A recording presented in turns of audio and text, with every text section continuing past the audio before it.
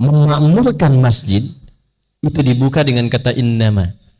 Jadi berbahagialah kalau ada di antara kita yang diberikan oleh Allah kekuatan dalam hatinya untuk mau memakmurkan masjid dengan semua jenis kegiatan yang mampu dilakukan. Maka Anda sedang masuk dalam kalangan elit di dalamnya. Ya. Nah, tapi tidak cukup dengan amin. Ya. Gitu. Apa yang dimaksud memakmurkan itu? Ya. Yang pertama, man amana billahi wal yaumil akhir. Dia membawa misinya ke masjid itu karena imannya supaya cari bekal di hari kiamat untuk pulang. Jadi mengelola masjid itu bukan mengelola perusahaan. Orientasinya bukan dunia. Mengelola masjid untuk DKM ditujukannya betul-betul untuk menaati Allah. Ya. Kemudian menyiapkan bekal itu supaya punya kebanggaan saat pulang menghadap Allah. Nah, apa ciri-ciri orang-orang seperti itu? Yang pertama, wa aqamas shalah. Dia berusaha memakmurkan masjid itu dengan konsisten membuat sifat sholat jamaah yang baik dan rapi. Nah, jadi ada pengelolanya, ada imamnya, ada makmumnya. Bila nanti ada yang sholat di sini, DKM dapat bagiannya. Setiap orang sholat dapat pahala, ditransfer langsung itu. Itu hadisnya sahih.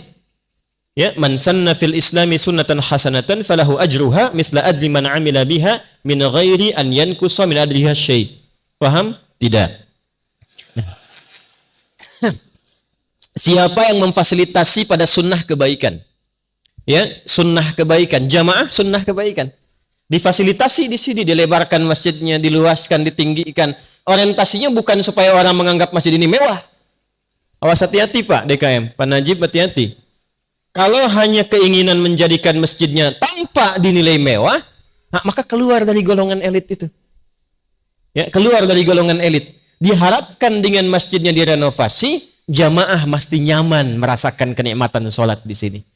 Safnya makin luas, ada kenikmatan untuk ibadah kepada Allah. Itu setiap orang masuk satu, maka dia sholat baru masuk dapat 25 kebaikan. Sholat dapat 27. Jarak satu keduanya 500 tahun. Dua ketiganya 500 tahun. Itu di Sahih Muslim.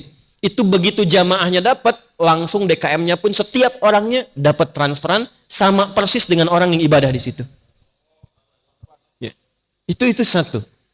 Wa ataz zakah, nanti mengelola potensi zakat dengan baik.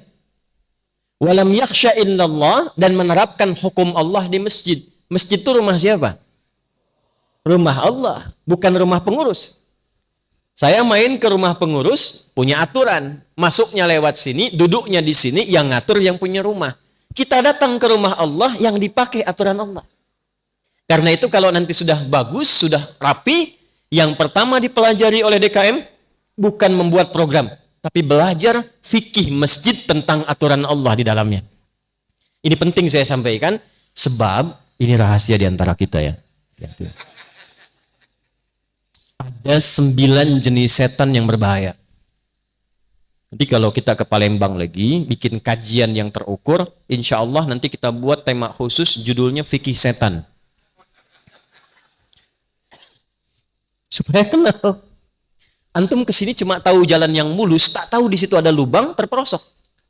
Nah, setan itu kan bahaya. Mesti kita kenali. Di antara 9 jenis setan itu, ada setan yang memang tugasnya berada di masjid.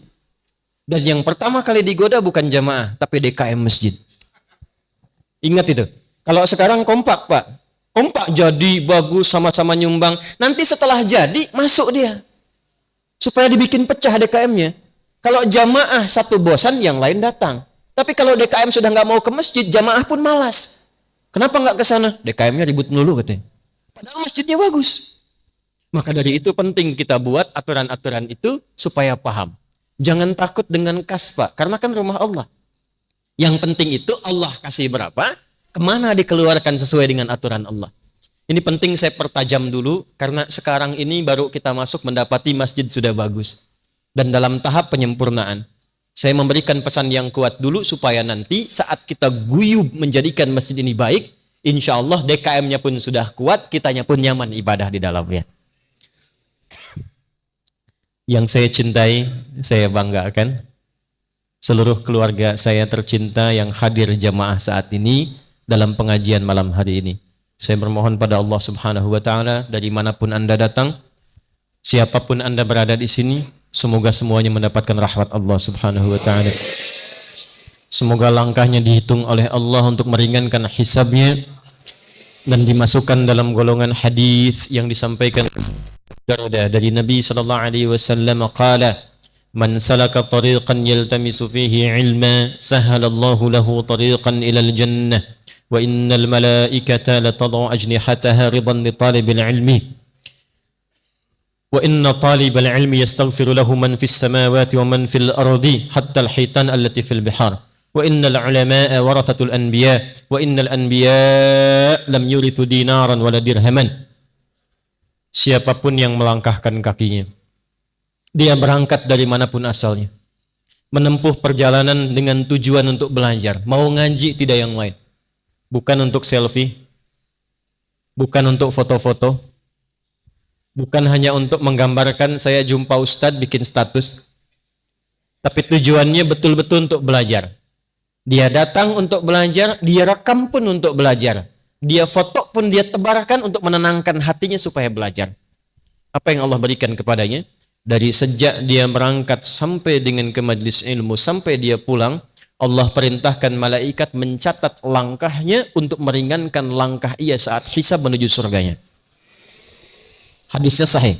2. Nanti kalau Anda ada ustadz lain lagi, praktekkan hadis ini. Sejak dia berangkat, duduk sampai pulang, Allah perintahkan satu malaikat khusus membentangkan sayapnya, memberikan ridha kepada penuntut ilmu itu. Dan di antara ridhanya Allah itu, ya, melalui malaikat tadi, itu ada 2. 1, mengaminkan doa-doa yang dimohonkan. Nah, jadi kalau nunggu penceramah, nunggu kiai, nunggu tuan guru, nunggu al-habib, habaib misalnya, ustadz, itu jangan banyak kita melakukan hal yang tak penting. Mungkin itulah cara Allah yang diinginkan untuk mengabulkan permohonan kita selama ini. Itu pertaruhannya, datang minta. Mungkin itu yang menjadikan doa Anda cepat terjawab dalam keadaan berdiri ingin belajar. Gelap-gelapan ingin mencatat, itu mahal sekali. Mahal.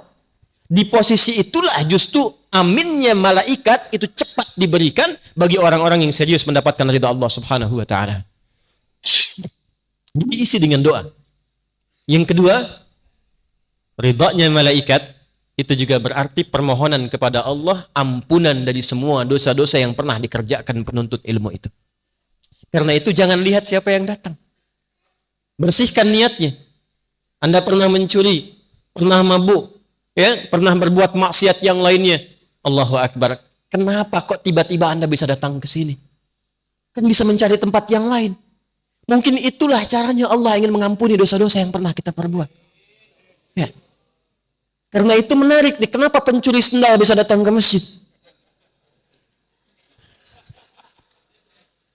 Kenapa tiba-tiba ada orang pengen nyuri kotak infak di masjid? Sekarang ganti cara berpikirnya. Kenapa kok diarahkan ke masjid?